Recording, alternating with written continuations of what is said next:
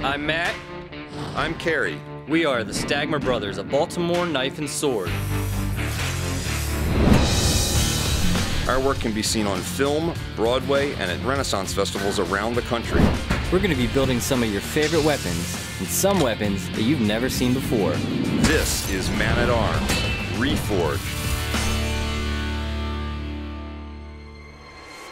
Matt and I were really excited to do a League of Legends build. We both play on a regular basis. It took us a little while to decide which champion's weapon to build. Katarina won out.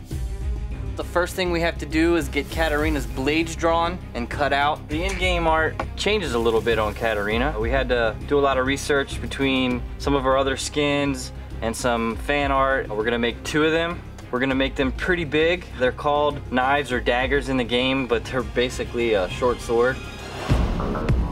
We have John use the CNC plasma to cut out the blades for Katarina's sinister steel attack. John cleans and deburrs the blades. They'll have to have a fairly good finish so that we can do the engraving and not have to do a lot of surface finishing afterwards.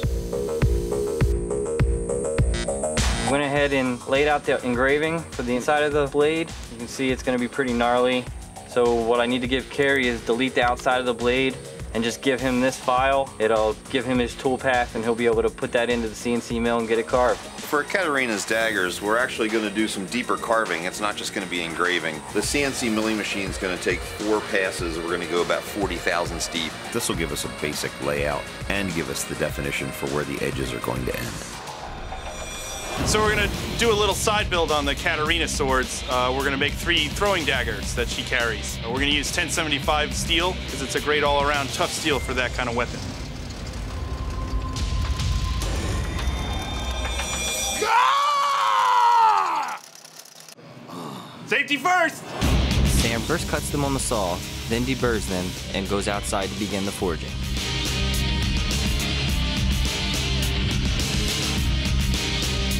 I've been throwing knives since I was a kid, and it's just been always something I enjoyed. Now I get the chance to make them. That's one of the things that originally got me into blacksmithing and knife making was learning how to make weapons, because I've lost a lot of time throwing knives, throwing them around the woods and stuff over the years. So now I get to make my own, and as many as I need. There's an old bladesmith saying, 10 minutes in the forge beats 2 hours at the grinder. You can see, taking time and care to forge these really close to finish, I only have about a few minutes on the grinder. He starts at the 24 grit and moves all the way through the grits to 220.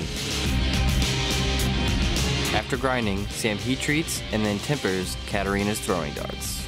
Here the 3 throwing knives have come out of the temper oven where we tempered them at 450 degrees. Got the blade back from engraving, looks awesome.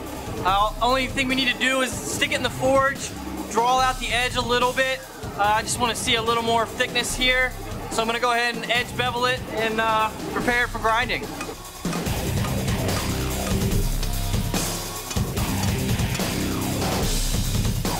In the game, all the edges, all the way around the blade are all beveled and sharp, and so I'm gonna go ahead and get to grinding on that.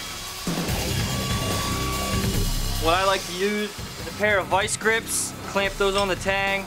Not only am I hooking my thumb in the wheel to get some leverage, but I can also use this and twist and really add some torque. Gives me a lot more pressure and makes me grind a whole lot faster. This is getting to be pretty exciting, looking really wicked. It's gonna cause a lot of damage in the demo. It's now time to move on to heat treat. I'm gonna pass them off to Kerry to do that. And then Kerry's gonna quench into water this time.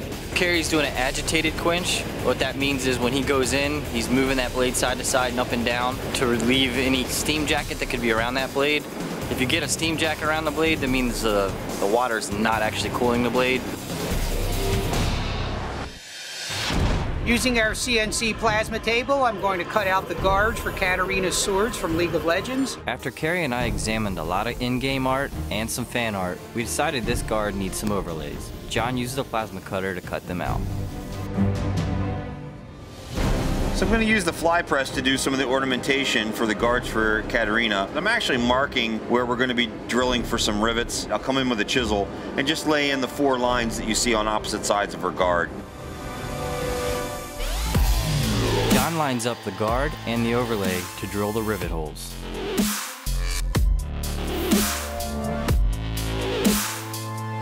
Using a domed rivet set in the vise, Sam rivets the overlays to the guard base. Now that the overlay and guard are already assembled, John's going to mount them, slot them, and check the fit on the tang of the swords.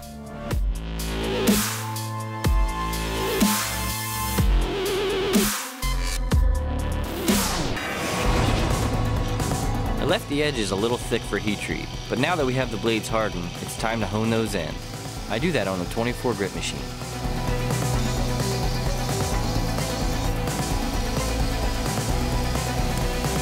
It's now time to polish these beautiful blades. I start at 120, move to a 280, and then on to Scotch-Brite before buffing.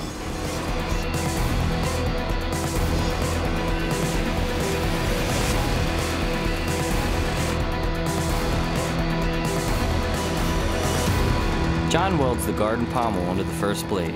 This gives us our first look at Katarina's deadly blades. While researching these weapons, I actually had to add Katarina as a champion. I'd only played her in randoms. Now that I have more understanding of how these weapons work, I'll certainly be playing her more.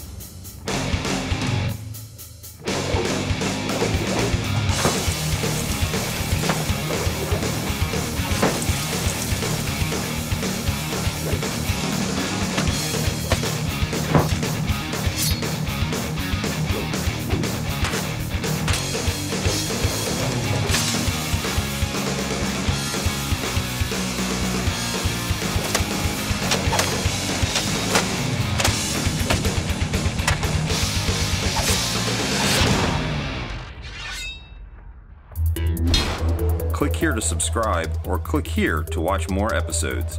Thanks for watching Man-at-Arms Reforged. We need to know what you want the guys to build, so tell us in the comments below what weapons you want to see next.